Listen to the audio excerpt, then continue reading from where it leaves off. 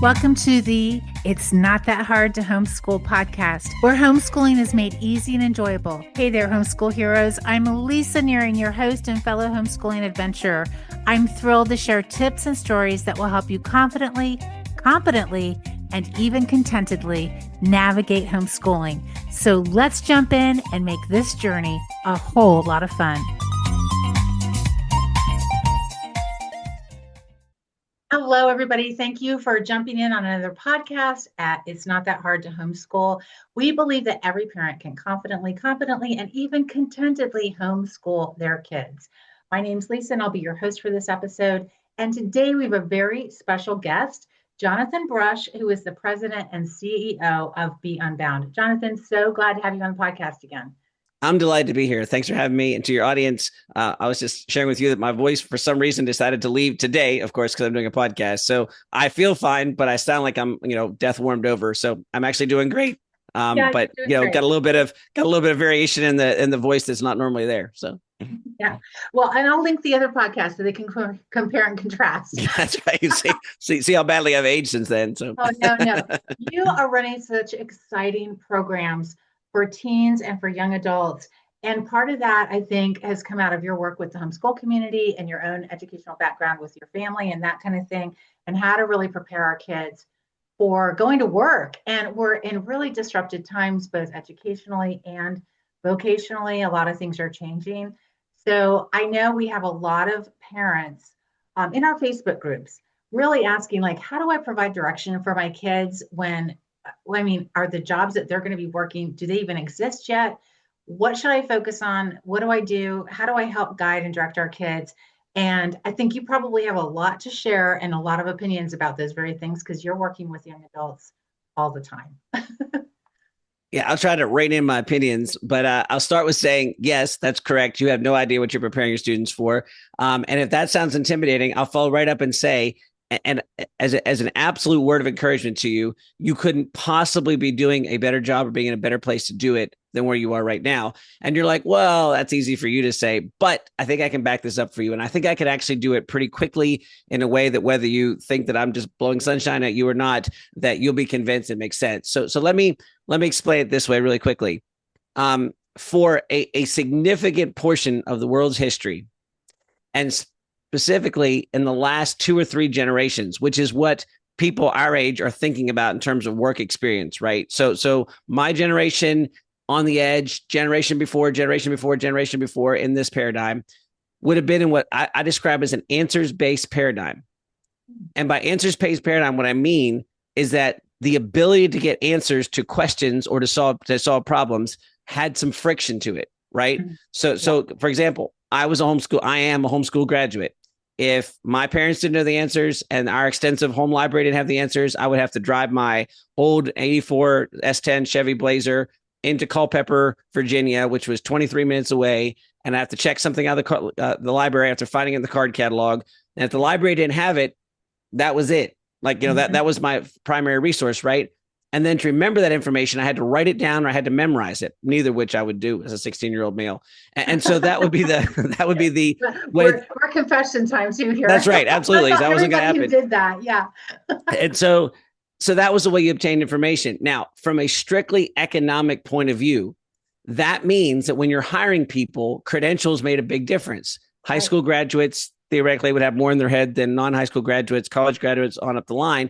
And so the whole process was very linear and made sense, even to the point when you got in the workplace. When you got to the workplace, you found the guy or gal that had been there for a long time. You apprenticed and sat underneath them. You did what they did, and you climbed the ladder behind them.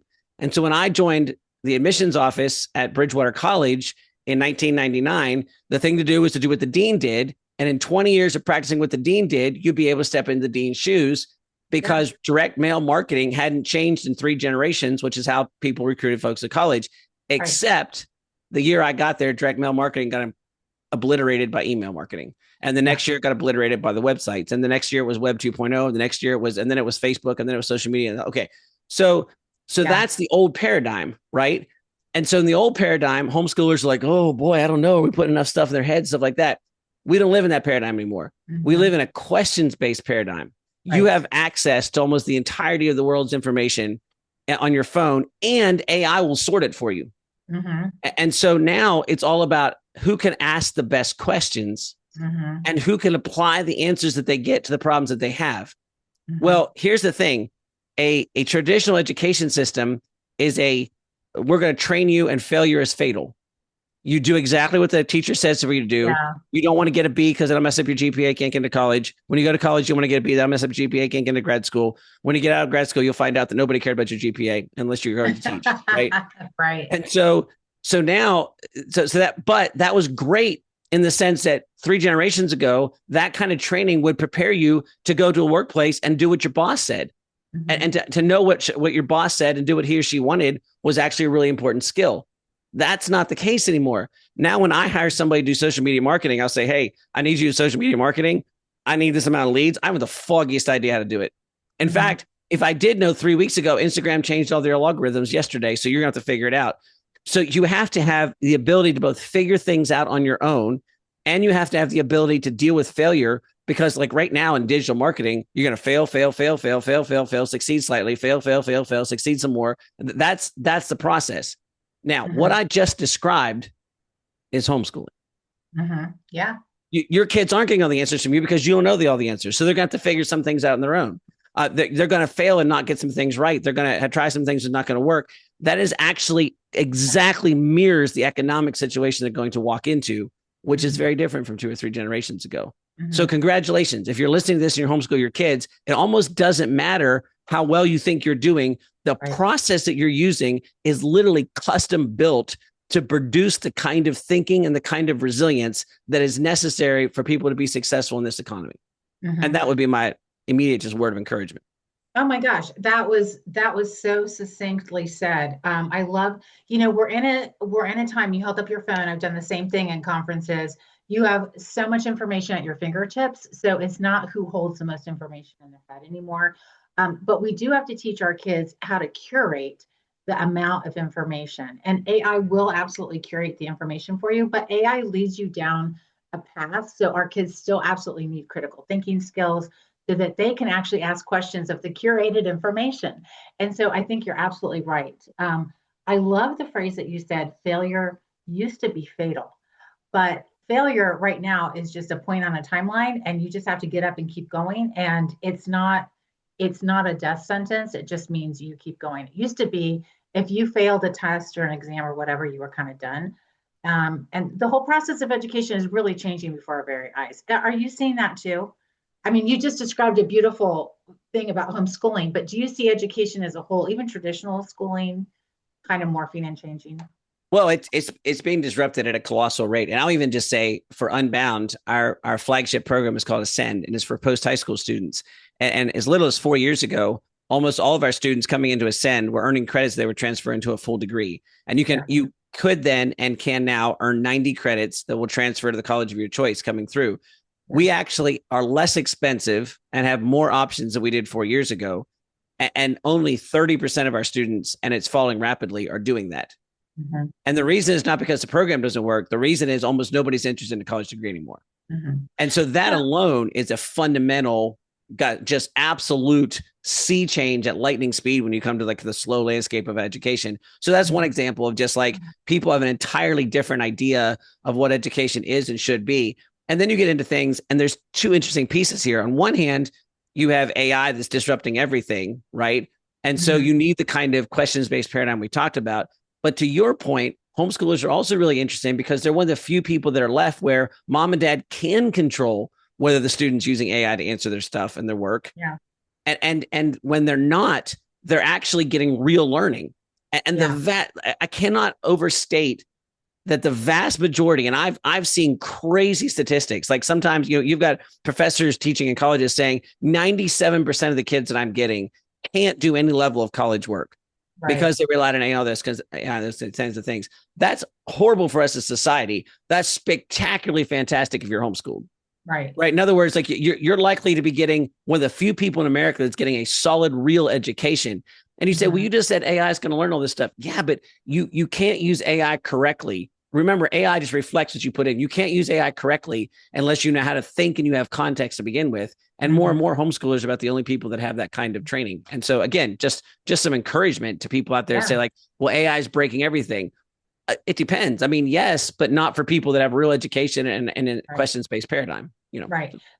You said something very interesting. You said a lot of your kids aren't even going to the college degree. Are they working on credentials or skill stacking? What are they replacing the degrees with? Just, and I don't mean just, but life experience. Are they focused on credentialing, or where does that shift go then? Yeah, the answer is yes. And so what's happening is that, if before you were an employer and you said, well, it's an answers-based paradigm, so people have more knowledge in their heads, better for me, then I'm just going to hire, college graduates going to be my base requirement, right?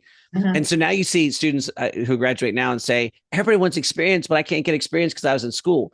Well, the Right. reason that employers are saying they want experience is that they don't know what they need anymore because the Right. landscape is changing so fast, and they have no confidence that what colleges are delivering actually has any meaning to what they're doing. So Right. I use a quick example, and I pick on this group all the time. But like my company survives on digital marketing, right? Mhm. I would not, under any circumstances, hire somebody with a marketing major to work for us under any such situation whatsoever. And you Wow. say, well, why in the world would you say that? Because if you spent 4 years learning marketing from somebody who's in the ivory tower and not doing marketing, you just wasted 4 years. I'm telling you, Yeah. today we found out that email marketing that has worked for the past 5 years all got broken in the last 3 weeks. In Yeah. January, we found out that all the digital marketing stuff that we've been doing for the past 6 years all of a sudden didn't work in the last 3 days because of an AI change. Mhm. Like the speed is breathtaking. The Yeah. only people that know how to do digital marketing are the people doing digital marketing. Right. It is not, it's simply not something you can learn in a classroom. So you have employers going, a marketing degree, I don't even know what that means, right? Mhm. And so yes, students that we have come through, we do project-based education. So I can tell an employer, hey, look, I understand you never heard of me and you know what my credential means. Here's what I can tell you. This student spent 3 years with me, or 1 year with me, or 2 years. Our send program, you can Mhm. pick whichever, how much you want. And at the end of 3 years, they've done real life projects. They've worked for other people. They've taken an idea from an idea to reality. They've taken somebody else's idea from an idea to reality. They've worked with a team, taking an idea from an idea to reality. They have core courses and things like communications, task management, time management, communication, all those kinds of things. They have a colossal work ethic, great integrity, and they understand what a community is, and they care about culture. Tell me Mhm. why you wouldn't want to hire them. And Mhm. and people are like, I'm in. Like It's a no-brainer. I mean, right. that's a great pitch right there. And Yeah. so I think we're in a situation where employers like, I don't know what I want, but I don't think it's a degree because I have no idea what that means anymore. And that Yeah. leaves students going, I don't know what you want. And like somebody like Unbound, look, if you spend 3 years with us and earn all our certificates at Unbound, I guarantee you'll be employed at a job that pays more than a college degree, or I'll refund all 3 years of your tuition. And yes, that's in writing on our website. Wow, And that's I've amazing. never refunded tuition. But the Yeah. reason we can say we do that is we can say, like, look, if you spend 3 years work on real life projects with the kind of employer network that I have companies begging me to hire my students. We had 80 open positions last year after we hired our entire graduating class. And Amazing. so that's the kind of environment that people are in. And that sounds intimidating. You're like, oh, well, I don't know those things. I just want to sort of give you some comfort and say the core things are still the core things, right? Knowing how to ask good questions, solve problems, work with other people, communicate well, have good work ethic. That stuff doesn't change. Hmm. And as homeschoolers, you have the opportunity to say, like, what is true that's going to be true in 100 years? 100 years Right. from now, we'll still be relational beings. 100 Hmm. years from now, people still need people to show up and do the work. Right. And we're in a culture where a lot of people don't do that. That's bad for the culture, but it's great if you're not part of it. Right. Yeah, for sure. So I hear this all the time. Parents are saying we're homeschooled, we're really low tech. What jobs are available for my kids when they graduate if we don't go to a traditional route, but my kids don't want to live and work in tech? And I think I have a lot of answers to that, but I'd love to hear your answer to that because helping our kids find work that they love in uncertain times can feel really difficult to manage and navigate. So what would you say to that? So you have two questions inherent there. The first is kind of a specific, what if I don't want to work in tech all the time? The answer is a little bit of both sides here. You're going to work in tech, right? Like Mhm. there's not really an option to Yeah. not use technology in pursuit, but that does not mean that you have to be consumed by technology. And I don't think it's ever going to mean that you have to be consumed by technology. And in fact, if you think about, like, you wanted to be a coder in the past, well, you would spend Mhm. all day staring at a screen typing code. Yeah. Now you're just going to ask AI to do it. So you spend a lot less time at a screen, right? I mean, like, Mhm. in some ways, you're less engaged in technology, Yeah. and so there's some interesting nuances there. I'll tell you just straight up, and I think most of your listeners will be really, this will sound familiar to them. If you went just from a sheer, pure practicality standpoint, when people ask me, what's the surest way to get into an employment field where I'm going to be employed and the fastest way to make six figures? The answer is super easy. Anything that starts with trades, and with a Yeah. particular emphasis on plumbing and electricians. Yeah. I'm not saying that other things aren't there. I'm just saying that there is a dramatic need, but you want to jump it even faster, be a welder. You want to really go crazy, figure out how to become somebody that knows how to do stuff with mining. I mean, like those kinds of things are exploding. There's just this enormous amount of evidence that there's going to be needs there. But I actually add a twist to that, and I say, but look, the problem is, first of all, the propaganda over the last 30 years about why that's bad is absolutely infuriating. Yes. But let's set that aside for a minute. If you're a kid and you say, well, I don't know that I want to spend, well, I'll use a personal example. My oldest son is a contractor. And so, but now when he started, he said, Dad, I don't know that I want to swing a hammer for the rest of my life. Right. I mean, he was looking at sort of the brutal work hours and all that kind of stuff. Well, let me tell you something. My son's not yet 25. He owns his own business. He sets his own schedule and he turns away clients by the droves. Right. And now he's looking at it and he's thinking differently. It's like, okay, right now I'm doing all this, earning it by I'm actually swinging the hammer. But it's a very small step into hiring other people to swing the hammer. It's an even smaller step to franchise. And you've got AI and technology opportunities that make that easier than it's ever been before. So like if you want to be satisfied being an electrician and doing electrician, you can do a great job supporting and taking care of your family better than you probably ever had before. And there's nothing wrong with that. That's actually fantastic. But if you want to think bigger or dream bigger, look, the fastest way to self-employment, the most sure way to self-employment right now is through the trades. And we have students that come through Ascend and we say, like, we won't teach you how to swing a hammer, but we'll teach you how to learn everything else that when you get good at swinging a hammer, you'll know how to multiply that in ways that you never dreamed of before. And so my fast answer is that, if you don't want to work staring at a screen, there's never been a better opportunity to get into the trades. My longer answer is just a real quick shortcut here. When we talk to young people and they say, well, I want to do something that I love to do, I get really frustrated with adults who say, well, do something you're passionate about and you'll never work another day in your life. Yeah. That's a pile of stinking garbage. Totally. Yeah, no, it's and the reason it's garbage is that to tell an 18-year-old do something you're passionate about, the only thing an 18-year-old is passionate about is hobby type things. And that's not a slight in the 18-year-old. That's reality. The fact they've only been around the sun less than 20 times, right? Yeah, so they'll say, well, I want to race mountain bikes. I want to, my favorite, I want to major in marine biology, but I don't like science, I don't like math. And you say, why? And it's like, 'cause I want to swim with dolphins, right? I mean, like, of course, that sounds cool. And so cool gets equated with a cool job. But if you get in the real world, all the research says that's not the jobs people like. When people have find work they love, what do they have? They have autonomy. They have the ability to decide how to do their work. They think their work makes a difference and it pays the bills. Yeah. Now you notice what's not there. It wasn't a specific job. It wasn't getting super rich. When you can decide how to do your work and you think your work matters and you can pay your bills, most people love their job. Now, the next piece of that is you trade skill for autonomy. Right. And you trade experience for work that makes a difference. So for parents out there going, I don't know what my kid's going to do next. I don't know either, but I can tell you the path to get there. Whatever they can do right now that builds skill and experience. Yeah. And if they don't like it, that's fine. So a kid goes to work at a fast food restaurant and says, I really don't like making waffle fries. That's perfectly fine. You learn work ethic. You learn how to get along with other people. You learn how to show up on time, and you learn that you don't like fast food. There's nothing wrong with that. And in fact, that's high motivation to go find something else to do. Right. Yeah. And so it's almost, you can't go wrong here. You can pick almost anything, but the critical piece of it is like why you're doing it. Does this build skill? Does this build experience? Do it. And you do that enough. And I tell students, it's longer than you think and less than you need to worry about. Right. So it's not 4 years, which students think everything works in 4 years by the time they get to 18. It's normally anywhere from 10 to 15. Right. Yeah. But 10 to 15 years, you should have enough skill for autonomy. You should have enough experience to do work that makes a difference.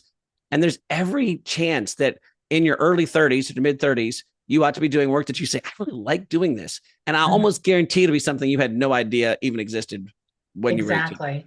And competence does build confidence. If we can give our kids competency and skills, and not necessarily all academic skills or hands-on skills, but soft skills, how to talk to people, high EIQ, emotional intelligence skills, these are becoming more important as we become a more tech rich and AI rich society and culture.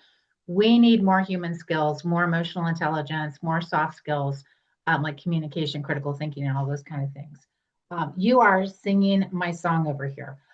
You've touched on this already, but what do you see as really how to help kids thrive and be truly successful? I mean, you kind of answered it, but do you have I mean, you've got so many great like paragraphs in response to some of these Yeah. questions. So I just wonder if you have something specific towards helping our kids thrive and being really successful in the grand scheme of things.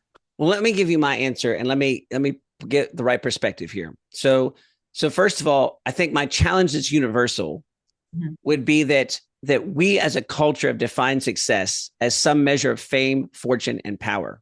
And I think empirically, you can look at that and say, those are not great things to aim at as an end.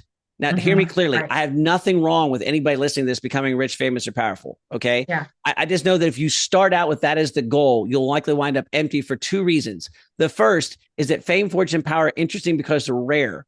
So if that's your definition of success, you'll find that most of us will never succeed. Right. I'm not rich, famous, or powerful, even though I'm on this really cool podcast. And so, and if that was my definition, then I'd be looking at like, gee, I'm probably past halfway in life and I'm a complete failure. Right. Yeah.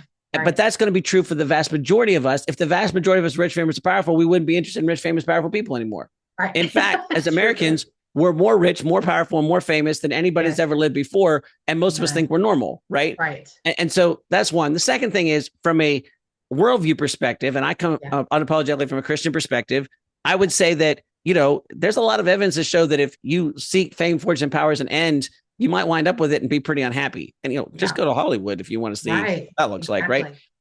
So then from my Christian perspective, I said, okay, well, I'm really not interested in teaching people to be successful. I'm interested in training them to thrive.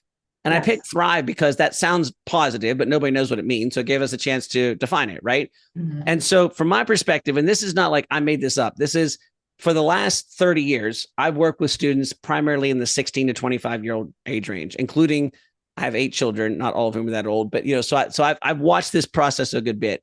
And our team has done this. And so as a team, we sat down, it's like, what are the things that we see? We've now got a spectrum. We've seen kids that have grown up and have kids, and some of their kids are coming back. Like, what does it look like?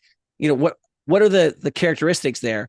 And we define it this way: to thrive means to be able to accept full responsibility for your life, to prioritize relationships. Look, we teach our students time and tasks only make sense in the context of relationships, right? Like it's the relationships will define the quality of your life. Right. So accept full responsibility for your life, prioritize relationships. I want you to be excellent and I want you to change the world, but I want you to have a realistic idea of what that looks like. So we train our students to be extraordinary at the ordinary. All of our students have an opportunity to be ordinary every day. If they're extraordinary at that ordinary stuff, pretty soon they'll find the extraordinary becomes ordinary. In other words, this is a step-by-step excellence. And who knows, it might lead to fame, fortune, power, but it'll absolutely lead to changing people's lives, right? Right. We want them to be able to create value, which is different than making money, right? You have to, it's connected. So there's an economic component here, but to create value, to live resiliently, which we define in a Christian context of saying, hey, surprise, you live in a broken, busted world, but you also live in light of a hope that eclipses that. And so you have to hold both things. You can't be naive, but you also should not be in despair. And then we'd finish from a Christian perspective saying, in light of eternity for the glory of God, which adds the perspective that says it's not on you to fix everything. And so there's a big off too. That's right. And so look, I don't want to make a claim and say that is absolutely what everybody should shoot for. I just think that catches most of the things that you should shoot for. And it gives you a shorthand to say, hey, drop this stress of having to prove to yourself you're successful. Right. You know, instead focus on these things. And if you wind up being successful, you'll know what to do with it. And if you don't, from a Christian perspective, I think you're likely to have far more impact than you think, eternal impact anyhow. And you live a full, rich, rewarding, fulfilling life. And that's within grasp of everybody. And, blend that with finding work that you love and being connected and having good relationships. And all of a sudden, you're in a situation where mom and dad, if you're teaching your students, focus on that. And if they don't actually ever finish Saxon math, they're still going to be fine. Right. I think the fact that you're saying be extraordinary at something ordinary is so profound. I used to tell my students in high school, you know, maybe Hitler would have just been a common guy if he hadn't tried to rule the world. Maybe he would have just been a normal dad going to jobs and providing for his family instead of trying to take down the universe and culture and all sorts of things. And so I think being content with being being where we're at in the world, which, like you said, we live better than most kings throughout all history right now as Yes. middle class Americans. We can get a plum in the middle of winter. We can get in our car and travel across the country without being pirated. All these crazy things that most people throughout history haven't had access to. You talked about community and how your program builds community, and you also mentioned that as far as part of helping our kids learn to thrive is that the relationships really are so very, very important. And I'm hearing this all the time. Our kids are lonely. We never recovered from 2020. It seems like it's harder to build connection. All the kids are on social media. So if we don't give our kid a smartphone, they're not invited to things. How do you respond? You're so aware of what's happening with technology and how it's changing culture. How do you respond to those concerns from parents? Well, we could do a whole other podcast on this, and I'm going to try to rein in my passion here. So I'm going to answer this two ways. The first is yes, we run a hybrid program with Unbound, which means we deliver content online, but I don't think that's the full answer. We feel like you must have face-to-face interaction. So our flagship program Ascend, 4 times a year, we put kids on planes, we fly them around the country, and we have 4 live events a week long each time. And that means that every 12 weeks throughout the year, they're connecting. And so what happens is we say, we're training you to build and participate in the community at home, which is the most important community that you're in. I don't want to jerk you out of your church, your family, your neighborhood, all those things. I want you to stay connected to those places that you've been 3, 4, 5, maybe 18 years, right? But I do want to connect you to a national network. So after even 1 year of Ascend, you're going to have rich, deep relationships. I have kids come to our first event. They get off the bus. They're like, how did I get here? Probably because their parents signed them up. Like, I don't know what I did. And then literally 24 hours later, they're saying, Mr. Brush, I don't understand this. I didn't know these people a day ago, and I feel closer to them than I feel to the people at home. And this is no disparaging on the people at home. It's that when you put people that are like-minded and motivated and willing to do something different in a place, all the same, and you challenge them and stress them. And I don't mean like we're making them cry and do push-ups. I mean that we're making them doing challenging things that they have to work together on. You see this instant connection. And then all of a sudden you have kids, we have kids in the program that, they can travel coast to coast, north to south, or border to border, east, border to border, north to south, or coast to coast, east to west, and never stay in a hotel room because they literally know people all across the country. But more importantly, the intensity of those relationships means that when they go back to their hometown, I had a kid last night on their final team meeting say, what Ascend has taught me is it's given me the skills to see all the opportunities, relationships, and community I have right here at home. And I didn't have to leave that. And now I can really dive into it in a way that I understand. Wow. That's why I'm doing what I'm doing, right? That's it right there. And so that's the Unbound answer. Now, I'd love to tell you, so to solve all your problems, enroll in Unbound, and that would solve your problems, and it would solve some of my problems too, and that would be great. And so I'll be happy for you to do that, and you can go to our beunbound.us and check that out. But on a more universal thing, I just want to say, like, this is not as complicated as people think it is. From a Christian worldview, I'd say, I think you're made for relationships. If you don't share my Christian worldview, I think you can find a lot of empirical evidence for that as well, right? People like being with people. They like interacting. Where the hermit on the mountain is unusual. That's why they show up in all the cartoons. And so it's as simple as putting people together. And I'll give you a really quick example. It doesn't have to do with Unbound. On Thursday nights, we tell everybody in the area, you want to come to our house, come to our house. And anywhere from 50 to 70 kids show up at our house every Thursday night. And we don't even have a program. They show up. We do some little activity together. It takes 15 minutes, half an hour. We tell them to bring their own snacks because it got too expensive for us to provide for them. The last ones leave at, I don't know. I go to bed at 11 and there's still people in my house. And sometimes I wake up the next morning, there's somebody sleeping on the couch. I don't know. And so that wasn't programmed. It wasn't a curriculum. It was, but I'll tell you what, it's not been easy. Like there's never a day when they show up to our house and we're like, oh, our house is perfect. We're so glad to host people. It's more like, are you serious? We have people coming and none of y'all wash the dishes. Like, when was the last time anybody cleaned the toilet? I mean, like it's that kind of transparency and that kind of vulnerability that has never, ever not been embarrassing for my wife and I on a Thursday night. But and plus you're really talking about exhibiting a high level of trust to open your home and say, come. Because sometimes people come that are a little sketch, maybe. I don't know. I mean, but you're really exhibiting a high level of trust, is what Well, I'm saying. sometimes they're sketchy, sometimes they're awkward. Sometimes, but there's the point that I'm making here is, and I'm just to be clear, I'm not saying, hey, solve your problems, open your house. I'm just saying, if you can't find community, sometimes you have to create it. Yes. But you do have a group of students in a cohort that are starving for it. And what we found was that it was effortless. We just said, you come to us Thursday night. We expected 6 kids to come the first night and 38 came. Wow. Right. Seriously? And so like, and we didn't plan anything. In fact, we accidentally did it. I said it as a joke to somebody, and I actually didn't think they were going to take me up on it. And so, but that was in 2019. We've had almost 600 different kids, not at the same time, through our house since 2019. That's amazing. And so the point that I'm making is, again, it's not that you do what I did, although that's fine. I'm saying that there is an appetite, and all it takes is somebody willing to either host or go. Mm-hmm. I'll tell you, people say, oh, I can't believe you opened your house. You know what I can't believe? I can't believe the young person who drives down my dead end road, comes and walks into a house that's got 30 people they don't know, and be like, I heard about this from somebody. Like, do you know what kind of courage that takes, right? But if they'll do it once, we can change their life. Not because we're special, but because we can say, hey, look, you're part of a community now. Like, you're welcome here anytime. You come down this Pine Top Road anytime you want, and you can always find somebody here to listen to you. Mm-hmm. And so it takes that courage, whether you're in a position where you have to go to the house or you're in a position where you can open the house. We've got a community and a country starving for relationship. And it's easy, really, is just saying, being willing to either reach out or open up, Yeah, I love it. So now I'm really curious, when did Unbound start? What year? Do you mind sharing? Yeah, there's 2 answers to that. The original company started in 2003, so it's been around for a while. I took over ownership and running it in 2020. So in its kind of current form for 6 years. Mm-hmm.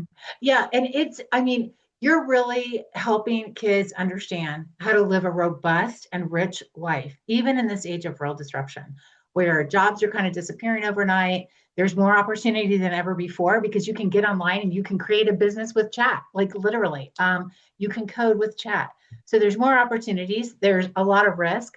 People are still kind of reeling from, like, our kids growing up with resiliency. You've got brain rot happening and all sorts of other crazy stuff.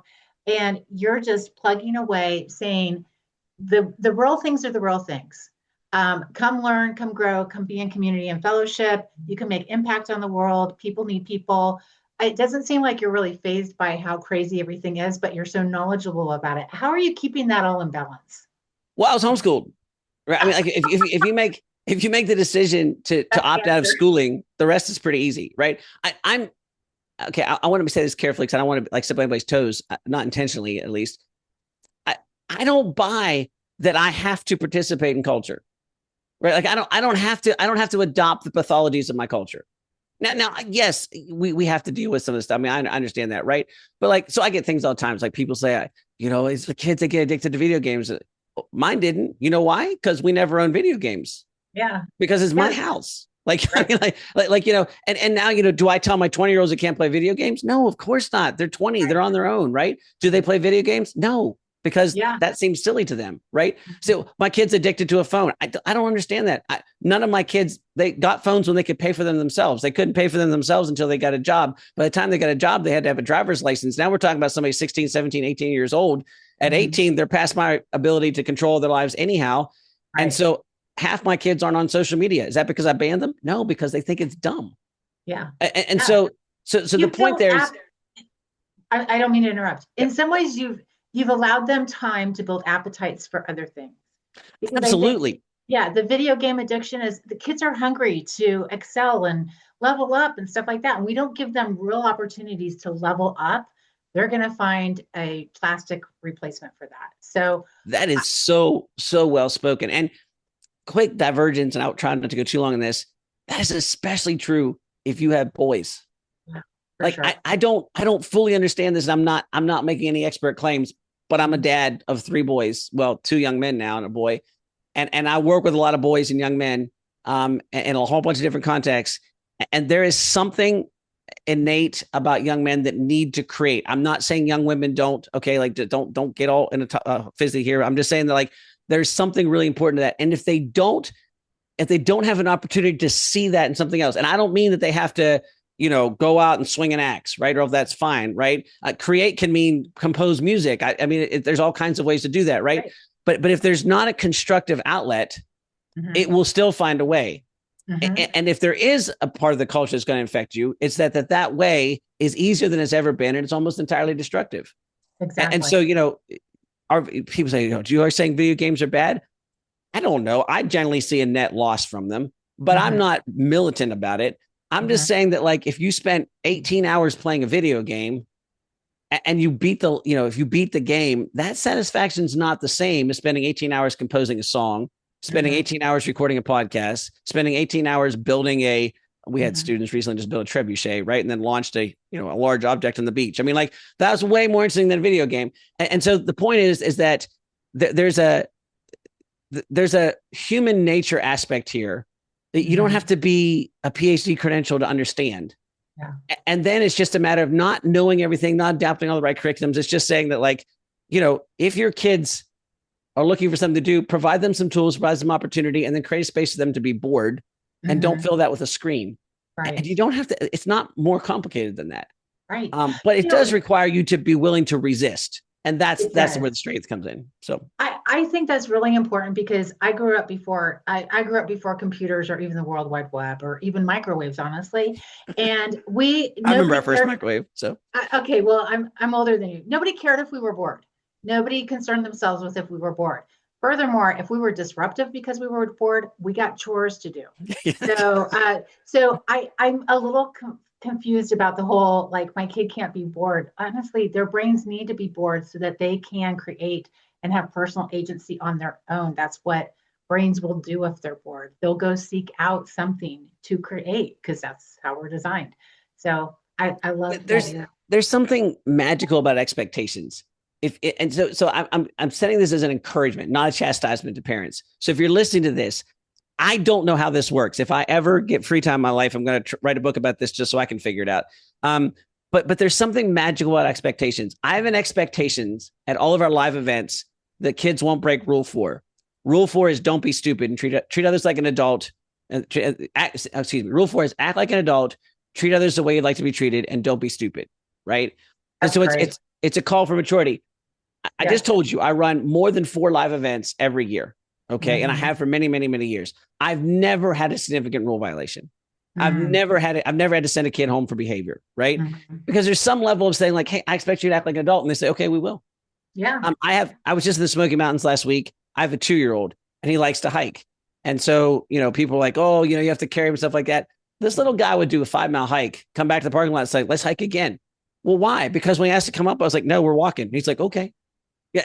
I mean, like, in other words, like, my expectation is you walk. And after 2 or 3 times of asking, he's like, I guess I walk. Yes. And so his little legs went, 3 miles up. 2.5 miles up a mountain, 2.5 miles back down. And he had a grand time. Like, there's a power of expectation here. And look, don't get confused about thinking your kids have to be like my kids. I don't know what your expectation is for your kids, but it's unique to your kids. And it doesn't have to look anything like mine. Right. But I'm just saying there's something magical with expectation. If you have an expectation that, if you're bored, you'll do something constructive, that's probably what they'll do.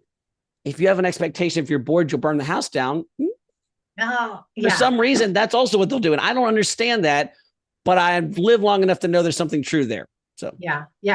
You run live events, you run multiple programs, you have 6 kids, you have little kids, you're still homeschooling and spousing and parenting and all the things. I assume you eat dinner probably regularly.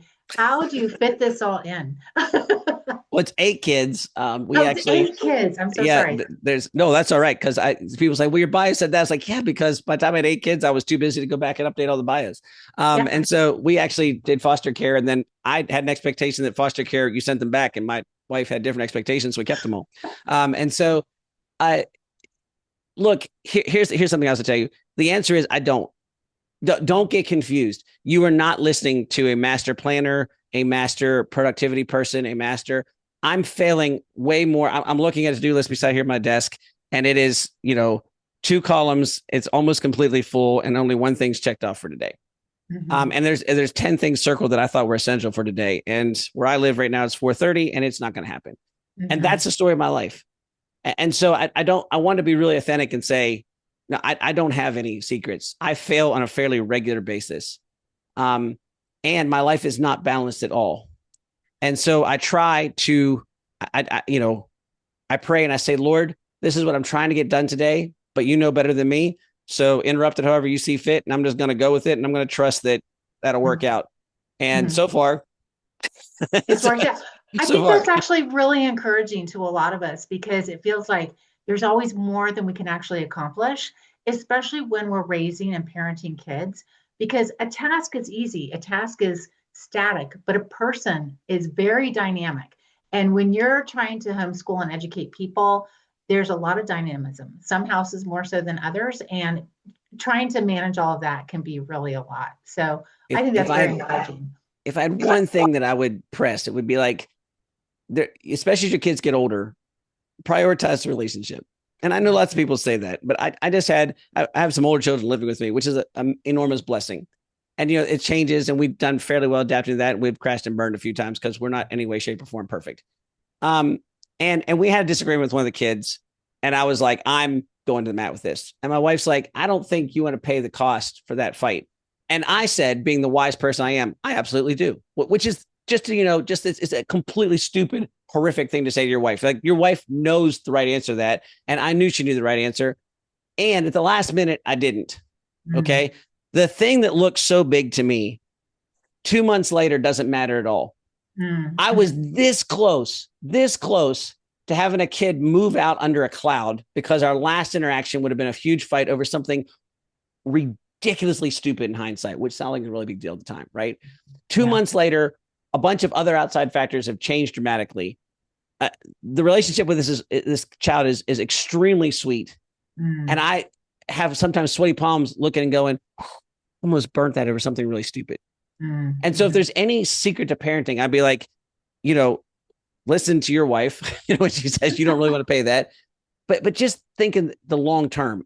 So many times I've been like, this little 4-year-old has got to learn to obey. Okay. Yes, that's true. I absolutely 100%.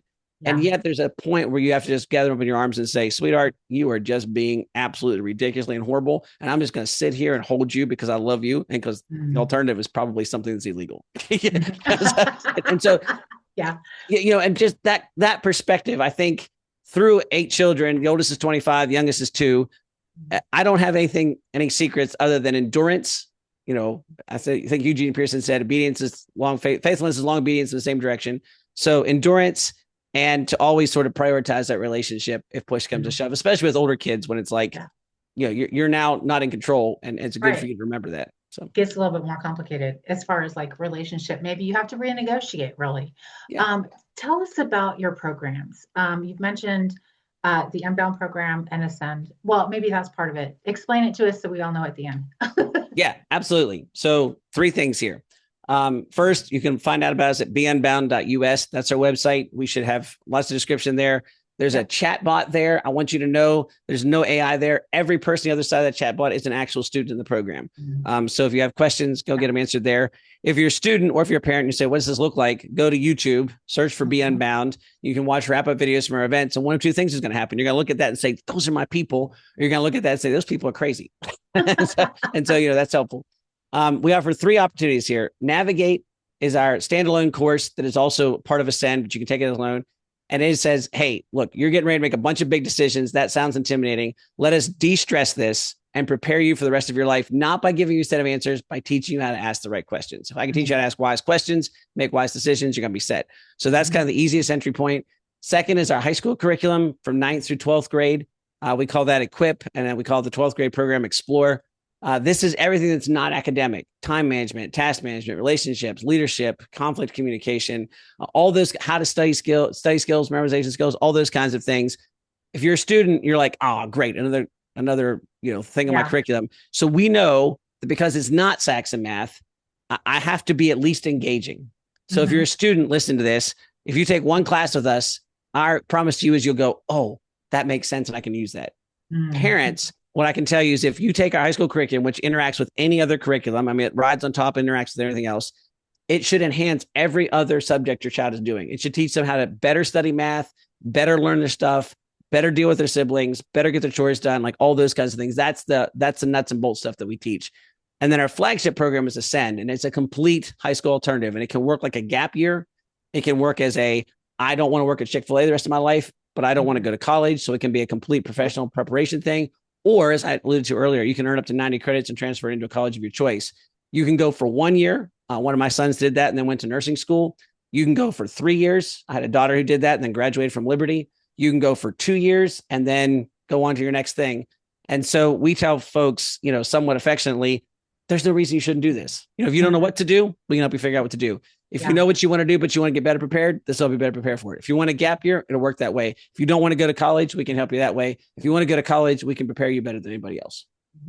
Those are fantastic options. I know parents are really looking for alternative options to traditional education because it just feels so clunky and it's not really going to prepare their kids well for what's coming or where their kids are going to be living and working in this crazy time of disruption.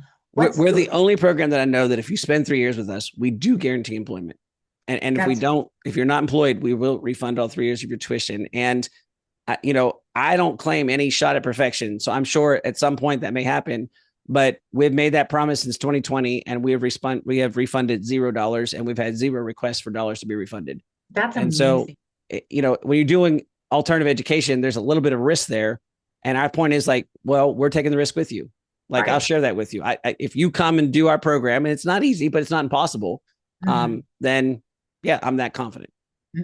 That is fantastic. And I love the fact that you're doing alternative college credits too. So kids can graduate with a degree if they need it. It's like professional jobs still are requiring professional licensures, which usually requires a degree to even get to the next point in that. So there's a lot of options here for families. What's the parting thought you would have for our listeners? We've covered a lot in a very short time, so I really appreciate your taking time from your schedule to talk to us. But what's the thing you want to leave with our families?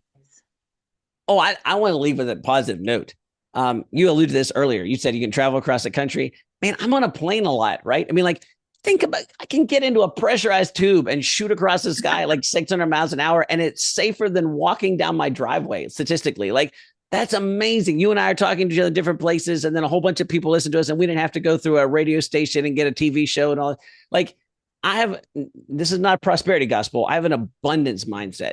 I follow an eternal God who may be in his image, which means that do we have problems? Yes, but it's not the Black Death and it's not World War II. So I'm feeling pretty good about stuff. Right. And so my final thing would just be an encouragement. You made the hardest decision already, which is to homeschool your children. Right. After that, everything else should be easy. I'm telling you that homeschooling your children probably does a better job preparing them than any other educational process I know. And I'm not just saying that because I'm a homeschooler. I'm saying that because I'm an education professional that's worked in traditional and non-traditional higher education since 1999. Right. And so I think, you should be encouraged by that. It's pretty hard to screw up if you love your kids and you're willing to try. And your kids don't have to know all the answers. They just have to be willing to ask the questions. And then if all else fails, the basic stuff is still the basic stuff. Do your kids know how to work hard? Can they relate to other people? Do they care about the right things? If the answer to that is yes, they're going to do great. Not because they're particularly special, but because their competition is really awful. Yes. And I want more than anything else to be encouraging. And yes, we can help you. And like I said, come to beunbound.us and we'd love to have you join our family. And who knows, you might show up at my house that Thursday night. But it's not, we don't have a corner on that market, right? This is a universal truth and it's accessible to every single person who's listening to this. There's never been a better time to homeschool. As somebody who homeschooled for 30 years and has not homeschooled for a few years, we're talking a long time here. There's never been a better time to homeschool. You have so many great opportunities like Unbound, like the Ascend program and Equip and Navigate. Those didn't exist way back when we started homeschooling. You have online stuff. There's so many great opportunities. The real thing is, how do you curate it all to make sense for your family? And I just want to jump on what you said. Make it fit for your family and your kids. You don't have to do what anybody else is doing. And who knows, you might start another program that somebody else needs to. So, Jonathan, thank you so much for being on the podcast today. This was so enlightening and informative. I took 2 pages of notes. I love what you're saying. I think you've got a lot of wisdom for families who are homeschooling. And I appreciate the fact that you were homeschooled and you've decided to homeschool your own kids. That's a great testimony to your own education as well. Well, thank you so much for having me on. It was a pleasure to be here. I apologize for my scratchy voice, but it was a fun conversation. And as you might have noticed, I'm excited about this, and I'm excited for you and the listeners. Like, it's a big, awesome, beautiful world. It's got some messed up stuff in it, and yet we have a hope that eclipses all that. And to be able to live in that and to prepare our kids for that, this is not a time for us to be saying, "Oh, I can't believe we're born here." This is a time for us to be like, "We get to live here. This is the stuff we get to do." Yeah. Yes, exactly. Well, you guys, thanks for listening. This is Lisa with It's Not That Hard to Homeschool. We do believe that you can confidently, and even contentedly homeschool your kids. Until next time, have a good day.